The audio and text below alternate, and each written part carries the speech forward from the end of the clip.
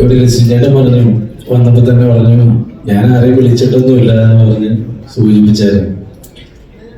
പക്ഷേ ഇവിടെ വരേണ്ടത് ഒരു കടമയായിട്ടും ഇവിടെ വന്ന് ഒരു ഐക്യദാർഢ്യം പ്രഖ്യാപിക്കേണ്ട അല്ലെങ്കിൽ ഒരു നന്ദി അറിയിക്കേണ്ട ഒരു കാര്യം.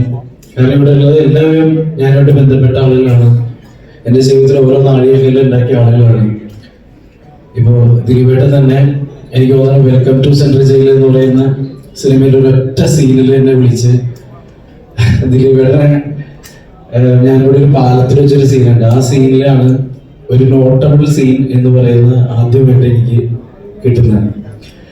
പിന്നെ ലിസ്റ്റ് ചേട്ടനാണെങ്കിൽ മാർഗംകളി എന്ന് പറഞ്ഞ സിനിമ എന്നെ വെച്ച് എടുത്ത ആളാണ്.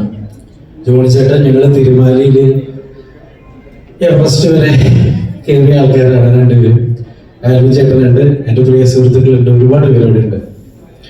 ഞാൻ പക്ഷെ ഏറ്റവും കൂടുതൽ എൻ്റെ ഗ്രാറ്റിറ്റ്യൂഡ് അറിയിക്കാൻ ഇവിടെ എത്തിയത്, അല്ലെങ്കിൽ സിനിമയ്ക്ക് എല്ലാവിധ ആശംസ അറിയിക്കാൻ എത്തിയത് വേറെ ആർക്കും വേണ്ടിയിട്ടല്ല, അത് ഡയറക്ടർ ബിന്ദുവിക്ക് വേണ്ടിയിട്ടാണ്.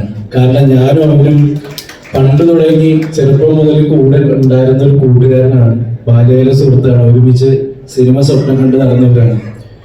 ഞാൻ സിനിമ ചിന്തിച്ചു കഴിഞ്ഞാൽ അത് തെറ്റാണെന്ന് വിചാരിക്കുന്ന ഒരു കാലഘട്ടത്തിൽ ആദ്യമായിട്ട്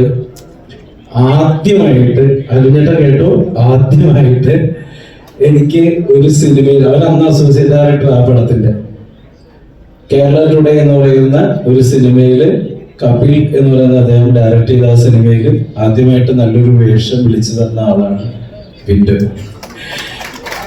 ആ സിനിമ വലുതും ചെറുതൊക്കെ ആയിരിക്കാം, പക്ഷെ ഇന്നും ആ ഒരു വേഷം തന്നതിന്റെ നന്ദി ഞാൻ അവനോട് അറിയിക്കാറുണ്ട്. ഈ സിനിമ തുടക്കം മുതൽ ദിലീപേട്ടൻ്റെ അടുത്ത് കഥ പറയാൻ പോകുന്നത് മുതൽ ഇന്നലെ സെൻസർ ചെയ്ത കാര്യം വരെ വിളിച്ചു പറയുന്ന ബിന്ദുവയ്ക്കാണ്.